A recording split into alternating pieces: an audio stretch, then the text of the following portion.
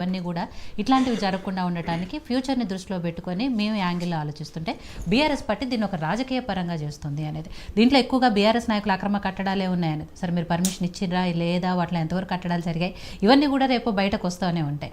ఎక్కువగా బీఆర్ఎస్ నాయకుల మీద కక్షపూరితంగానే, ఎందుకంటే పల్ల రాజేశ్వరరెడ్డి గారిది కానివ్వండి, మల్లారెడ్డి గారిది కానివ్వండి, ఇవన్నీ కూడా జరుగుతున్నాయి. అట్ ద సేమ్ టైం ఓవైసీకి సంబంధించిన దాంట్లో మాత్రం ఎక్కడ యాక్షన్ తీసుకోవట్లేదు అనే వర్షన్ కూడా వినపడుతుంది. సో ఏం చెప్పదలుచుకున్నారు?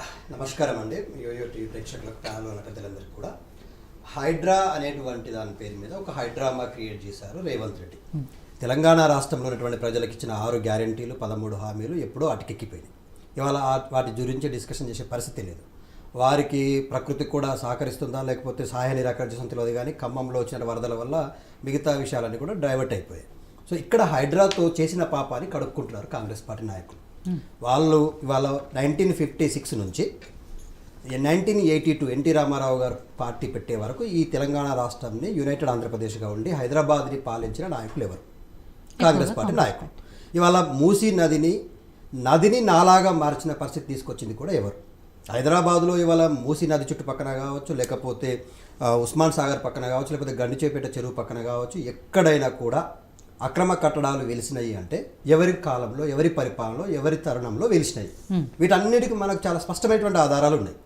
రెండోది 1983 నుంచి 84 మధ్యలో ఎన్టీ రామారావు గారు అధికారంలోకి వస్తే వాళ్ళు 20 ఏళ్ళు పాలించారు. మళ్ళీ వైఎస్ రాజశేఖర రెడ్డి గారు 2004 నుంచి మళ్ళీ 2014 వరకు కాంగ్రెస్ పార్టీనే ఉంది కదండి.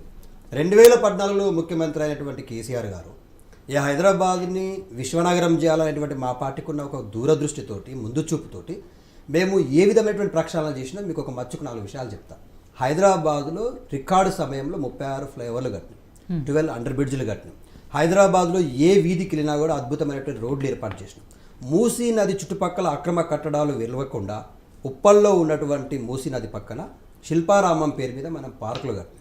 ఇదే మన సెక్రటరియట్ ముందర బుద్ధుడి విగ్రహం ఏదైతే ఉందో హుస్సేన్ సాగర్లో, దాని పక్కన కూడా మలేషియాలో ఉన్నటువంటి ఒక లేక్ వ్యూ ఆధారంగా మిడ్-నైట్ 11 o'clock వరకు కూడా హైదరాబాద్లో ఉన్నటువంటి సాఫ్ట్వేర్ ఇంజనీర్స్ కావచ్చు, లేకపోతే ఎవరైనా కూడా వెళ్ళి విశ్రాంతి తీసుకొని ఒక ఫ్లైట్ లైట్స్ల మధ్య అటు బుద్ధుడిని, ఇటు అంబేద్కర్ని, అటు సెక్రటరీని చూస్తూ ఆహ్లాదకరంగా ఉండే విధంగా అక్రమ కట్టడాలను ఎక్కడా కూడా మేము పెంచి పోషించినటువంటి ఆనవాలు లేదు.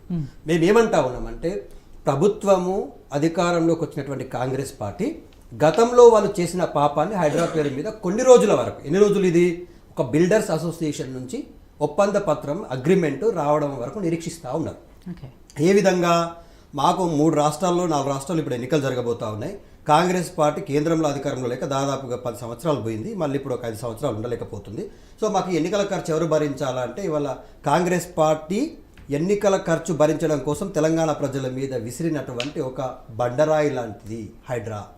సో దాని పేరు మీద ఇవాళ రేవంత్ రెడ్డి గారేమో కమిషనర్ పేరు మీద ఆదేశాలు జారీ చేస్తారు, కోర్టు ఏమో ముట్టికాయలు వేస్తుంది. ఇక్కడ మీకు చాలా స్పష్టంగా ఒక విషయం ఏం చెప్తా అంటే, తెలంగాణ రాష్ట్రంలో ఉన్నటువంటి ముఖ్యంగా హైదరాబాద్ నగరంలో 211 ఇవి ఏవైతే వాటర్ రిసోర్సెస్ ఉన్నాయి, ఏవి చెరువులు కావచ్చు, కుంటలు కావచ్చు, నదులు కావచ్చు, జలాశయాలు కావచ్చు, ట్యాంకులు కావచ్చు, వీటి చుట్టూ వెలిసినటువంటి అక్రమ కట్టడాలు మనం ఇప్పుడు ప్రజెంట్ కూడా మనం ఛానల్ తీసుకొని వెళ్దాం. ఏ సంవత్సరంలో ఏ అధికారులు వీళ్ళకు కన్స్ట్రక్షన్కి పర్మిషన్స్ ఇచ్చారు? ఒకవేళ టీఆర్ఎస్ పార్టీ తరుణంలో కూడా ఇస్తే అప్పుడున్న అధికారులు కావచ్చు, ఆ టైంలో ఉన్న ఎమ్మెల్యేల మీద కూడా మీరు ఏ చర్యలు తీసుకున్నా మేము సిద్ధంగా ఉన్నామని మేము ముఖంగా చెప్తా ఉన్నాం. ఎందుకంటా ఉన్నామంటే, అక్రమ కట్టడాలను 100% పెంచిపోసింది కాంగ్రెస్ పార్టీ, టీడీపీ పార్టీ. ఇవాళ ఉటావుటిన మా మీద ఏదో బట్టగాల్చి మీదేయాలని, మమ్మల్ని బద్నాం చేయాలని, ఆ మేరకు కూడా మాకు అంటించాలని ప్రయత్నం చేస్తూ ఉన్నారు. నది మీద మాకు కదా చిత్తశుద్ధి ఉంది. ఇవాళ మూసీ నదిని ప్రక్షాళన పేరు మీద ఎక్కడి నుంచి మొదలుకుంటే అనంతగిరి హిల్స్ నుంచి మొదలుకుంటే ఇవాళ భువనగిరి పక్కన ఉన్నటువంటి ప్రాంతాల వరకు కూడా, దాసిరెడ్డి గూరెం వరకు కూడా మూసీ ప్రక్షాళన ఏం చేసినాం. మూసీ చుట్టూ పాదయాత్రలు చేసినాం. మేమేమంటా ఉన్నామంటే, ఇవాళ కాంగ్రెస్ పార్టీ నాయకులకు రేవంత్ రెడ్డి గారికి బిల్డర్స్ నుంచి వాళ్ళ పర్సంటేజ్, వాళ్ళ వాటా తేలలేదు కాబట్టి ఈ అక్రమ నిర్మాణాల కూల్చివేత కొనసాగుతూ ఉంది. అయితే ఇక్కడ 3 విషయాలను మనం గుర్తుంచుకోవాల్సిన అవసరం ఉంది. కేసీఆర్ గారు చాలా స్పష్టంగా మూసీ చుట్టుపక్కల, హైదరాబాద్ అంటే మనకు తెలుసు నిజాం కాలంలో ఏ విధంగా హైదరాబాద్ ఉంది, నిజాం తర్వాత మనం ఇండిపెండెంట్ హైదరాబాద్ స్టేట్లో ఏ విధంగా ఉన్నాం, తర్వాత కాంగ్రెస్ పాలించిన హైదరాబాద్ ఏ విధంగా ఉంది. ఈ వెలిసిన అక్రమ కట్టడాలతో పాటు పేద నిరుపేద కుటుంబాలకు చెందినటువంటి 30 గజాల నుంచి మొదలుకుంటే అగ్గిపెట్టెలాంటి ఇళ్లలో కూడా జీవించే వాళ్ళు ఉన్నారు. వాళ్ళని గూడు లేని పక్షులను చేసే ప్రయత్నం చేస్తూ ఉన్నారు. కేసీఆర్ ఏం చేశారంటే 1958-59 జీవో తీసుకొచ్చి 60 గజాల నుంచి 100 గజాల వరకు జీరో రిజిస్ట్రేషన్ ఛార్జెస్ ఎవరైనా కావచ్చు.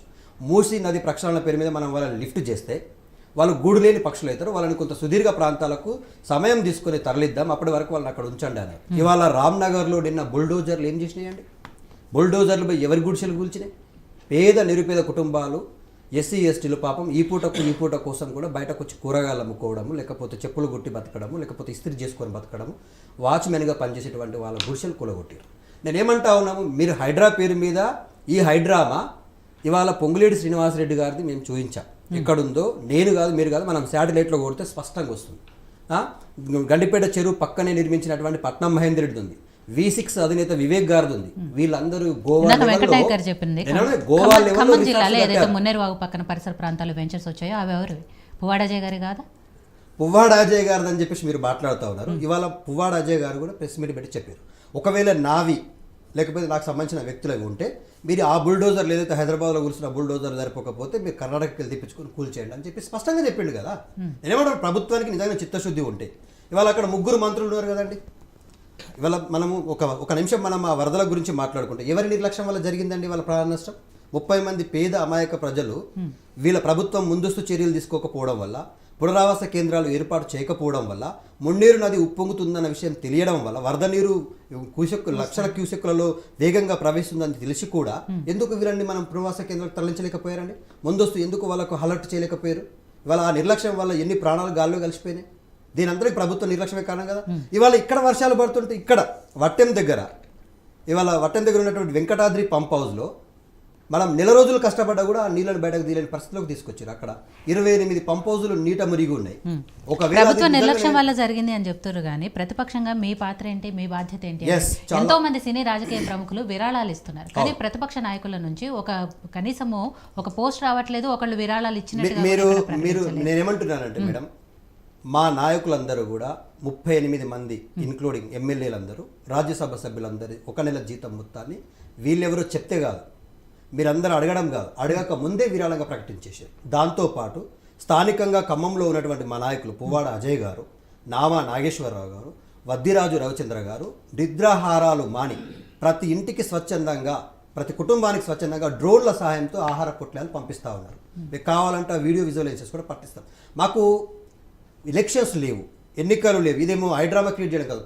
విపత్తు సమయంలో అసలు అనుకూలమైనటువంటి పరిస్థితులు లేని సమయంలో ప్రజలు ఆహారార్థాలు పెడతా ఉంటే, కేకలు పెడతా ఉంటే, గూడు లేని పక్షులు అవుతా ఉంటే, చిన్న చిన్న పిల్లలను భుజాల మీద ఎత్తుకొని నదులు దాటుతూ 2-3 రోజుల పాటు చీకటి గదుల్లో ఉంటే వాళ్ళని బయటకు తీసుకొచ్చే ప్రయత్నం చేయడం తప్ప అండి? ఇవాళ మా నాయకులు అక్కడికి విజిటింగ్ పేరు మీద వెళ్తే వాళ్ళ మీద రాళ్ళ దాడి చేస్తారండి? ఎంత సిగ్గుమాలిన చర్య అండి ఇది. ప్రతిపక్షంగా మీరు అన్నారు ఏం చేస్తూ ఉన్నారని, మేము ప్రజల పక్షంగా నిలబడతాం. ఇప్పుడు ఒకటి మేడం, తెలంగాణ ప్రాంత ప్రజలు మాకు హక్కు, మాకు బంధం. ఎందుకు? మాకు జాతీయ లక్ష్యాలు లేకపోతే అంతర్జాతీయ లక్ష్యాలు లేవు. మాకు తెలంగాణ రాష్ట్ర ప్రజలకు రావాల్సిన వాటా జాతీయ లక్ష్యాలు లేకపోతే జాతీయ పార్టీ ఎందుకు చేశారు? పార్టీగా విస్తరించారు. చాలా ఇంపార్టెంట్ ప్రశ్న అడిగారు కదా మీరు, జాతీయ లక్ష్యాలు. ఇప్పుడు చంద్రబాబు నాయుడు గారు టీడీపీ పార్టీని జాతీయ పార్టీగా ప్రకటించుకొని విస్తరించుకుంటా ఉన్నారు. రాజకీయ విస్తరణ వేరు, మన అస్తిత్వ ఆత్మగౌరవ పోరాటం వేరు. మేము తెలంగాణ ప్రజలతో పెనవేసుకున్న బంధం. జాతీయ లక్ష్యాలు లేవు అనే మాట అనకూడదు. జాతీయ లక్ష్యాలు అంటే చూడండి, రాజకీయపరమైన లక్ష్యాలు వేరు, ఇక్కడ రాష్ట్రపరమైనటువంటి లక్ష్యాలు వేరు. మేము ఒకటే విషయం చెప్తాం మేడం, మాకు దేశం ముందా రాష్ట్రం ముందా అంటే మేము రాష్ట్రం ముందనే కొట్లాడతాం. మీకు దేశ అవసరాలు వచ్చినప్పుడు దేశంతో పాటు సమానంగా మాట్లాడతాం, కానీ మాకు దేశం కంటే కూడా మాకు రాష్ట్రమే ముందని చెప్తాం. మా రాష్ట్ర అవసరాలు తీరిన తర్వాత దేశ అవసరాల కోసం మాట్లాడతాం. ఇది మా స్పష్టత. సో వెంకటరెడ్డి గారు, ఇక్కడ హైడ్రా ఫ్యూచర్ కోసం, భవిష్యత్ తరాల కోసం ఒక మంచి ఉద్దేశంతో మొదలుపెట్టింది అక్రమ కట్టడాల మీద అని చెప్పేసి కాంగ్రెస్ నాయకులు చెప్తున్నారు. కానీ హైడ్రా పేరుతో హైడ్రామా సృష్టిస్తున్నారు అనేది బీఆర్ఎస్ నాయకుల వర్షన్. ఇక్కడ బీజేపీ నాయకులు మొదటి నుంచి కూడా చెప్తున్నారు హైడ్రాకి మా మద్దతు ఉంటుంది, డెఫినెట్గా ఎక్కడైతే అక్రమ కట్టడాలు ఉన్నాయో వాటన్నిటినీ కూల్చే ప్రయత్నం జరిగితే దానికి మా మద్దతు ఎప్పటికీ ఉంటుంది, సపోర్ట్ చేస్తాము అని. అందులో కొంతమంది బీజేపీ నాయకుల కూడా అక్రమ కట్టడాలు ఎక్కడ ఉన్నాయో ఆ లిస్టు కూడా బయటకు వచ్చింది. రాజేంద్ర నగర్